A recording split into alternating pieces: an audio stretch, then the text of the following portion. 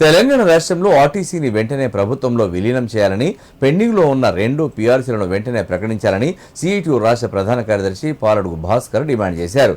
ఎన్నికల మేనిఫెస్టోలో ఆర్టీసీని ప్రభుత్వంలో విలీనం చేస్తామని పొందుపరిచిన కాంగ్రెస్ ఇప్పుడు కార్మికులను ఇబ్బందులకు గురి చేయడం సరికాదన్నారు.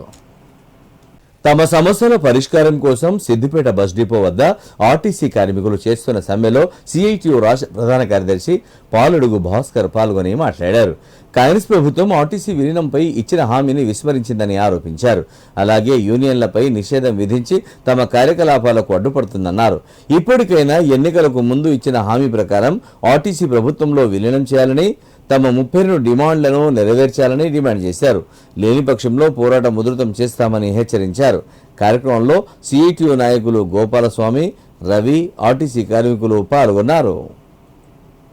ఈ సమ్మెలో ప్రధాన డిమాండ్లు ఆర్టీసీ ఉద్యోగుల్ని రాష్ట్ర ప్రభుత్వ శాఖలో విలీనం చేయాలని, బకాయిగా ఉన్నటువంటి 2 పీఆర్సీలని తక్షణమే ఫైనలైజ్ చేయాలని, ఆర్టీసీలో యూనియన్ల మీద పెట్టినటువంటి ఆంక్షలు ఎత్తివేసి యూనియన్ కార్యకలాపాలకి స్వేచ్ఛ ఇవ్వాలని, వీటితో పాటు 32 డిమాండ్లు చర్చలో డిమాండ్ నోటీసులో పెట్టారు. కానీ ప్రభుత్వం ప్రధానమైనటువంటి 3 డిమాండ్లని మేము పరిష్కరించలేమని తూతూ మంత్రంగా చర్చలు జరిపి అది ఒక ఈడీ, ఒక ఎండీ స్థాయి, ఒక డిపో మేనేజర్ స్థాయిలో పరిష్కరమైనటువంటి అంశాలని మేము పరిష్కరించామని చెప్పి ఈరోజు ప్రచారం చేస్తుంది. అందులో పసలేదు.